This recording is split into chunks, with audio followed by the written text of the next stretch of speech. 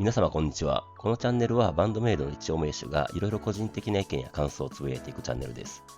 今回は2023年10月20日に開催されました10thアニバーサリーツアー大阪ナンバーハッチの球児に帰宅してきましたので、その模様をレポートさせていただきたいと思います。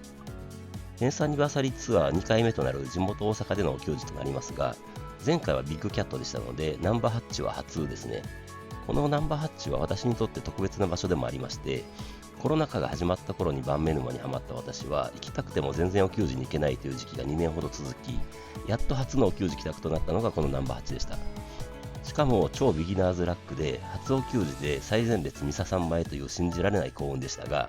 初帰宅ということで皆様が感じるように、本当にこの5人って存在したんだって思ってるうちに、あっという間に終わってしまった感覚です。声も出せませんでしたしね。なので今回はその当時を思い出しながらも思いっきり楽しもうと仕事も休みを取って準備万端です。地元ということでお昼前に自宅を出発しますが、まずは大阪の神田商会さんに小鳩さんが使用していたゼマイティスのモデルを展示するとポストが来ていたので寄ってみます。開店直後の12時頃に着いてしまったのでまだ準備中みたいだったのですが、若い店員さんがめちゃくちゃ愛想よくって人見知りがちな私も楽しく話せました。晩目 T シャツを着てましたので、今日はお給仕行かれるんですか、羨ましい。私は店番なので行けないんですよ、みたいに言われてました。後で X に返信もいただきましたね。それで難波に向かいますが、まずは昼ご飯ということで、日本にいくつかあるカツカレー発祥の店の一つの元祖とんかつカレーカツ屋でカツカレーをいただきます。まずまずの値段するのですが、やっぱり美味しいです。それでちょっと早めですが、ナンバー8へ向かいます。14時頃に着きまして会場を確認しに行きました。すでに何人かおられましたね。それで改めて物販開始の1時間前となる15時頃にハッチに行くのですが、昨日阪神が勝って CS リーチということで、やはりサイちゃんパワーが振るって猛烈な雨が降ってきます。もうここまで来ると神がかってますね。でもナンバーハッチは地下から直接行けますし、物販も室内なので全然問題なしですね。15時半くらいに物販に並びましたが、すでに100人くらい並んでます。物販開始頃には私の後ろにも100人くらい並んでました。やっぱりこれまでの小箱とは違いますね。物販並んでたら隣の方からビワチュールいただきました。あとピーター・リムさんには小鳩さんのバースデーカードをいただきました。バンドメイドの名手様たちってこのみんなに分け与えようとする気持ちすごいですよね。私も何かできればなと思いました。それでご当地 T シャツと懲りずにくじを引きますが、今回はくじの到着が遅れるという珍しいアクシデントもあり、お給仕後に交換となりました。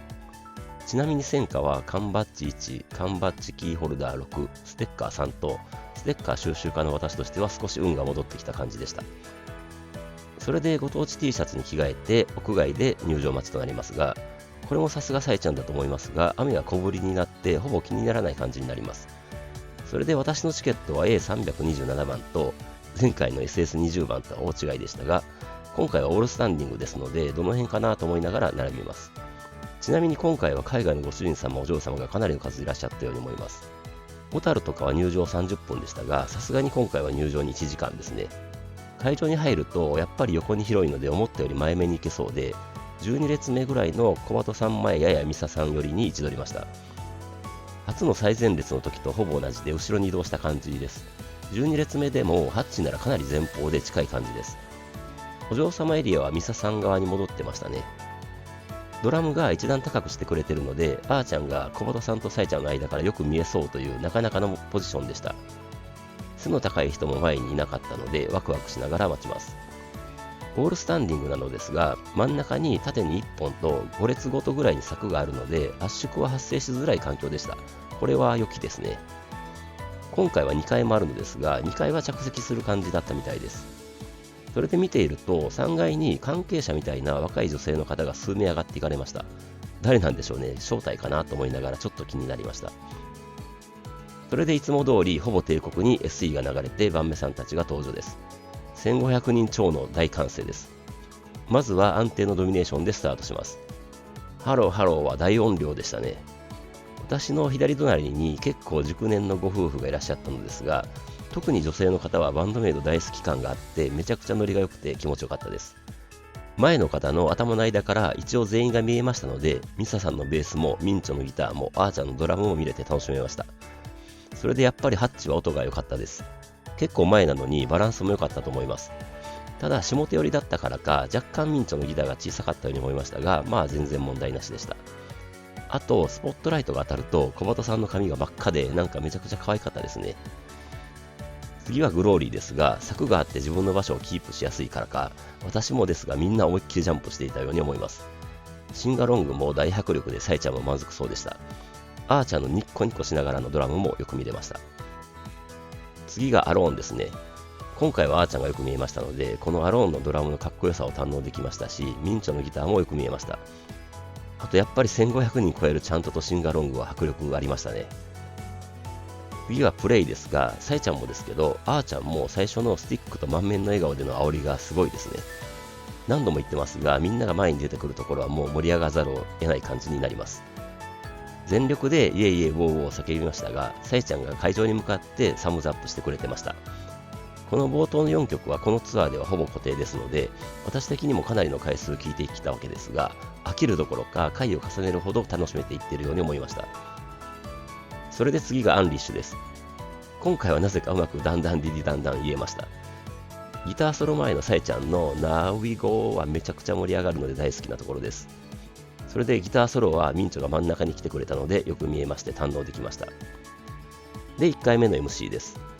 今回は会場から曲間とかもそうですが、クルッポーとかミサさんとかサイちゃんとかの声がよく上がっていたように思います。私もあーちゃんと言ってみたりしました。で、小鳩さんのお帰りなさいませご主人様お嬢様、やってまいりました大阪ナンバーハッチでスタートして、ナンバーハッチソールドアウトポーということで喜んでました。まあ大阪ならかなり大きな箱でも埋まると思いますね。それでもうすでに汗だくでしたので、暑いねという話で、私たちもすでに汗だくですぽみたいな感じで言った後、サイちゃんの機嫌がいいみたいなこと言ったら、サイちゃんが阪神タイガースって叫んで会場大盛り上がりです。この日は始終サイちゃんの表情が軽かったですね。で、サイちゃんが会場の方を見て、佐伯選手のカードじゃないですかみたいなことを言うのですが、私からは全く見えませんでした。2階の方が何かやってたのかなって感じですが、サイちゃんは嬉しそうでしたね。それで会場から阪神の試合状況が報告されて、サイちゃんがまた嬉しそうに反応します。で、これからも中継お願いしますみたいな感じになってしまいます。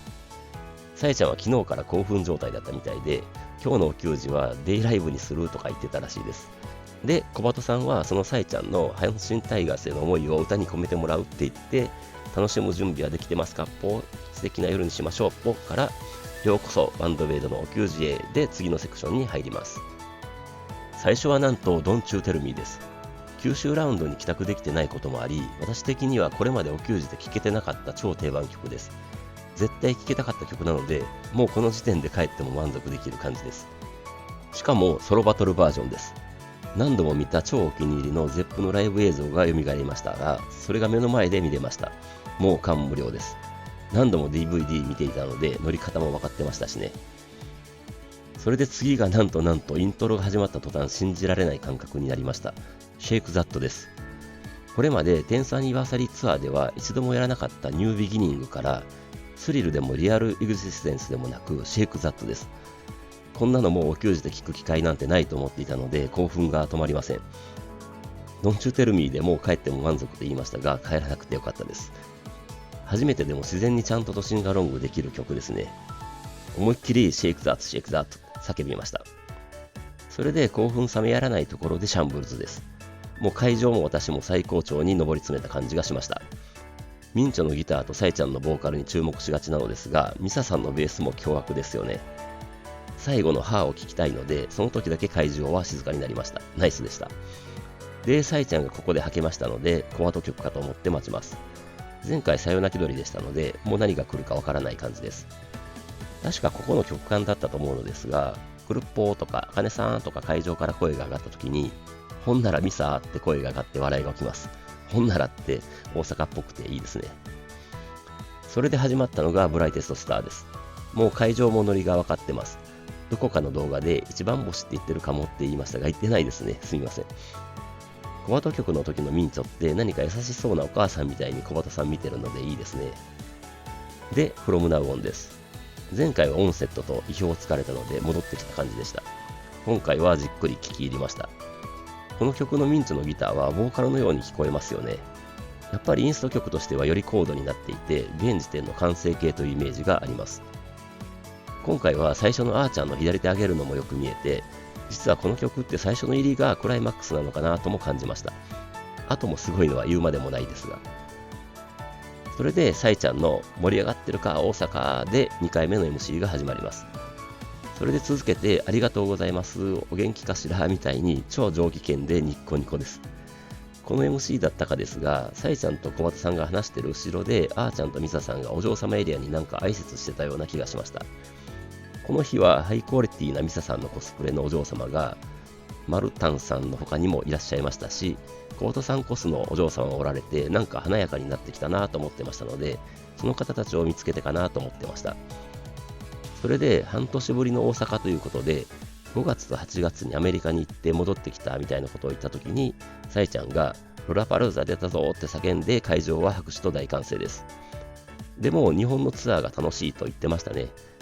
それで産経新聞に載ったってことも言ってました。ずっと乗りたかったみたいです。それで今シーズンはツアーだったので阪神戦を全然見に行けなかったと言って、文句言ってるんじゃないよ、全力でお互いやってたみたいなことを言ってました。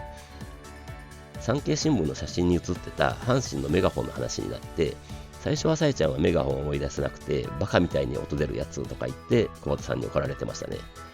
で、会場からメガホンって声が上がって、それそれみたいになってました。なんでもうメガホンのあれバージョンだったとのことです。小畑さんの持ってるのは、私は写真見た時に何かなってわからなかったのですが、競馬の騎手が使うムチだと教えてくれました。で、また会場から試合の途中経過をさえちゃんが教えてもらって、応援しすぎたらダメだよとか阪神愛が溢れるトークになっていきます。で、このままだと止まらなさそうなので、小畑さんがそろそろグッズの話を追ってさえちゃんに振ります。それでご当地 T シャツの話になるのですが、今回はどう考えてもあれなので、会場はボケるべきかどういう反応しようかと思っている感じでしたが、さえちゃんが全然わからなかったとかの大ボケをかましてきたので、会場は一瞬反応できなかったです。でも少し間を置いて、何でしょうみたいに聞いてきたので、会場から阪神タイガースって何人かから声が上がって、阪神のビジターねって満面の笑みでマニアックに答えてくれました。小畑さんがさえちゃんの主張がすごすぎるみたいに言ってましたね。で、さえちゃんがバラを黄色にしてこようかなって言ったとかで会場大盛り上がりです。小畑さんからはそんなことしたら怒られるっぽみたいに言うのですが、さえちゃんはやらなかったからいいだろうみたいに言うのですが、実は本当はやりたかったみたいで、探しに行こうかと思ったみたいに言ってました。それで、小畑さんがみんなは黄色のバラを探せなくていいぽよっていうのですが、さえちゃんは探してほしそうに会場に向かって、遅れ遅れのポーズみたいなのをします。小畑さんがさえちゃんのホイホイのポーズはすごい威力あるんだからやっちゃダメみたいに言いますが、さえちゃんは一旦は手のひらを向けてダメ的なジェスチャーをしつつ、やっぱりホイホイのポーズをして会場が沸きます。で、やっと次に進んで、テンスアニバーサリーツアーも横割りまで残すところあと1回になったという話と、瀬取りをゴロッと変えたという話になります。新旧を織り交ぜたということで、会場に何やったか聞いてきます。会場からはみんな揃った感じで、シェイクザーって声が上がりましたね。新曲だと思った人って会場に聞いて何人か手を挙げるのですが、さえちゃんは前からあるよみたいに言ってました。それで、ドンチューテルミーのソロバトルバージョンもやったという話も出て、海外ではやってたけど、日本では久々だと言ってましたね。で、多分この時だと思いますが、後ろの3人がなぜかいろいろなポーズを取り始めるのですが、ミサさんは仁王立ちで、あーちゃんがなんかセクシーな感じのポーズをとって会場は盛り上がります。で、なんか満足したみたいなさえちゃんが、ありがとうございました、元気でね、みたいに言うので、小畑さんがもう終わりみたいなことは言わないでって言ったら、さえちゃんがじゃあ甲子園行ってきますみたいに出ていこうとするので、小畑さんが全力で止めます。で、小畑さんがさえちゃんが頑張れば阪神も頑張るでしょう、ポーみたいに言って、さえちゃんが甲子園に負けないくらいここも行けますか、後半戦行けるかで後半戦に入ります。最初はこれも少し意外だったスクリーミングです。広島以来やってなかったので、もう瀬取りから外れたのかなと思ってたのですが、ここで入れてきました。会場は一気にボルテージが上がります。今回はヘビーなのが多いなと思いながらニーチョのリフを堪能しました。それで次がなんとリンネです。テンスアニバーサリーツアーで日本では初ですよね。スクリーミングに続けてリンネってヘビーも過ぎるだろうと思いながらナンバー8来れたことに再度感謝しました。ギターもベースもドラムもボーカルもコーラスもすごすぎる曲だと再認識しました。それで次がなんとページです。これも川崎以来です。ヘビーな2曲から一転してミドルテンポの聴かせる曲にチェンジです。本当にバンドメイドの幅を感じました。思いっきりおーおー言いましたね。それで特に2メロからのミサさんのベースも最高でした。小畑さんのアコースティックもいいんですよね。私的にはお給仕でこの曲聴くと涙出そうになります。っていうか泣いてたかもしれません。次はメモラブルです。小畑さんはアコースティックのままなのでスムースに入ります。今回はミサさんもよく見えたのでベースがめちゃくちゃ刺さりました。アーチャーのスプラッシュシンバル叩きも入れましたし、いろいろ最高でした。次はこれまたなんとコラリウムです。新潟以来ですね。私的には大好きな曲なので、ナンバー8これでよかったってまた心から思いました。サイちゃんのボーカルと小畑さんのコーラスの絡みがたまりませんし、小畑さんのシャウトでも頂点になります。次は何が始まったのかわかりません。ひょっとすると私的にはまだ聴けてない Go Easy かと思いながら聴きます。途中で YouTube のドラムスコさんの動画で聞いていた小畑さんのおがあったので、Go Easy だと確信しました。私が帰宅できていないお給仕でやっていた感じでしたので、やっと聞けました。もうこのお給仕は何度私を満足させてくれるのかっていう感じです。最後なんかミサさんのベースで終わるような感じだったような気がしますが、それもいい感じでした。次はダイスです。アーチャのドラム始まりが本当にかっこいいです。いつもですが、シンガロングと手拍子とちゃんとは気持ちいいです。2メロは歌詞が違うので、シンガロングしない感じなのですが、私は歌っちゃいました。それでそのままドラムソロつなぎでヘイトですね。1回のお給仕で2回もソロバトルを見られるってすごいですね。アメリカではやってましたが、日本で見られるとは思いませんでした。ソロバトルの時に小畑さんが水を飲んだり、小畑さんとサイちゃんがあーちゃんに水を飲ませたりしているのを見えましたね。あーちゃんもあのドラム叩きながらよく水飲めたなと思いました。これぞバンドメイドっていう感じの自由さですね。それで最後の MC となります。また会場から阪神が勝ってるって情報が入って、なぜか会場も大歓声となります。で、小畑さんが阪神の裏番組じゃないっぽみたいに諌めますが、サイちゃんは裏だけどみたいに開き直ります。それで小畑さんがお嬢様エリアの前くらいで座ってるので、サイちゃんからすぐそっち行くみたいに怒られます。それで阪神の話題になって、阪神を盛り上げる会みたいになってるとか、18年ぶりに優勝できたんだからみたいな話になって、サイちゃんがまた上機嫌になったので、小畑さんが今日のサイちゃんはすっごく優しいみたいに言ってました。本当にサイちゃんはずっとニッコニコでしたね。で、確かこの辺りでいつもの初めて帰宅した人って会場に聞いたら結構いたので喜んでましたね。私の右隣のご主人様も手を挙げられてましたが、初めてなのにすごいノリが良くて、ちゃんとみんなと会ってたので、私の初のお給仕帰宅時とは違うなと思ってました。それで小畑さんが今日はいつものお給仕とは違ってごめんなさいみたいに言ってましたね。大阪来るとどうしても阪神の話題になってしまうということで、小畑さんは謝る感じになるのですが、サイちゃんが言うにはいつも通りということでした。で、なぜかサイちゃんが自己紹介すると言って、阪神タイガースの佐伯ですとボケます。会場は大歓声でしたが、小畑さんはいやいや、あなたはバンドメイドの佐伯ですっぽみたいに言い直しますが、サイちゃんは相変わらずそうだっけみたいに返します。で、なぜかあーちゃんも自己紹介することになって、豚骨ラーメン川崎店のあかねですみたいにちょっと噛みながら言います。噛むところがあーちゃんらしいですね。で、ラーメンを食べるゴリラですみたいなことを言って、あーちゃんと小畑さんを並ばせて、サイちゃんがゴリラとハトとか言うと、あーちゃんはゴリラポーズと顔もゴリラ風にするので止められます。すると今度はミンチョが下手からケーキを手に持って出てきて叫びます。明日大事なイベントがあるんですってことで、やっと小畑さんの誕生日の話になります。ミンチョが明日は小畑クルッポミクちゃんの誕生日ですって言って会場は大歓声です。ミドルネームかみたいなツッコミもありましたね。それでミンチョはバースデーケーキの一部を持ってきたみたいですが、結構大きな塊でした。それで会場は夏季厳禁なので、ろうそくがある程でそれを吹き消す感じでやりましょうということになり、みんなでハッピーバースデートゥーユーと歌うのですが、ハッピーバースデーディアーのところは多分小鳩なのかミクなのかクルッポーなのか混ざった感じになってしまってました。で、最後のハッピーバースデートゥーユーで小畑さんがろうそくを吹き消すポーズをするのですが、みんなふざけて消えない体で炎の真似をしたりします。で、なんとか消えた体になって小畑さんはありがとうポーみたいに感謝します。小畑さんが10回目の810歳の誕生日ですみたいに言うのですが、実はこの810歳の設定はさいちゃんが元だったらしく、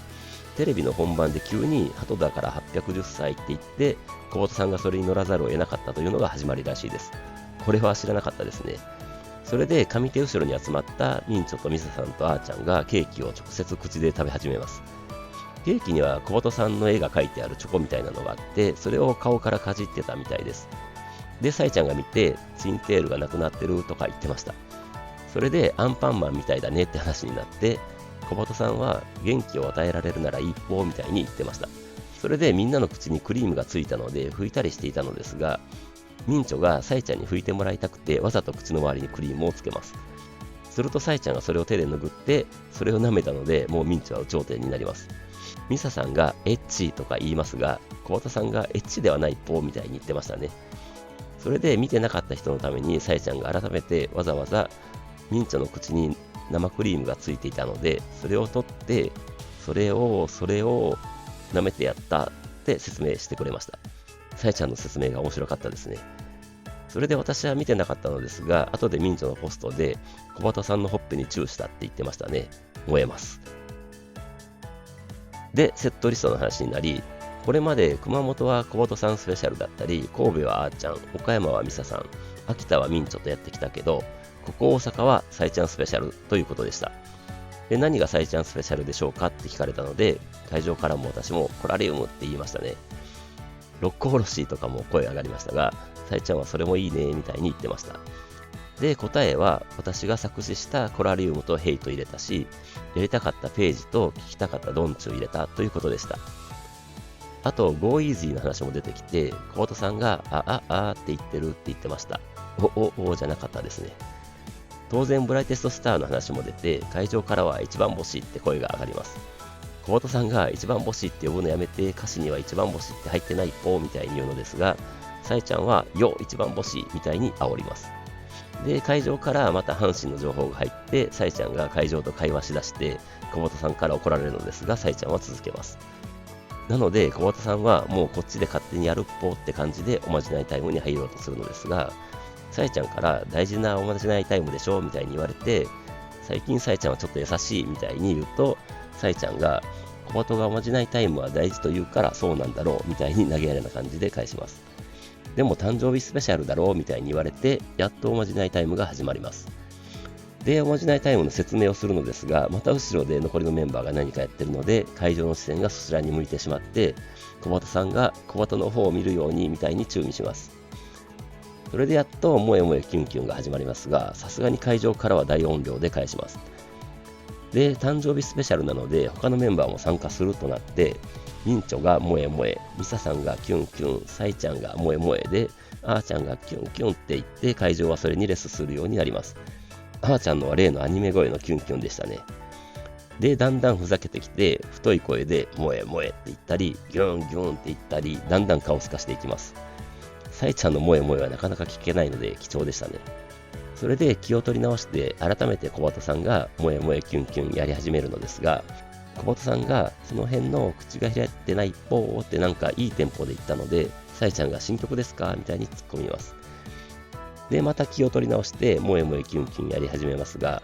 お嬢様のみの萌え萌えキュンキュンもやったらやっぱり可愛くて小鳩さんは悶絶します。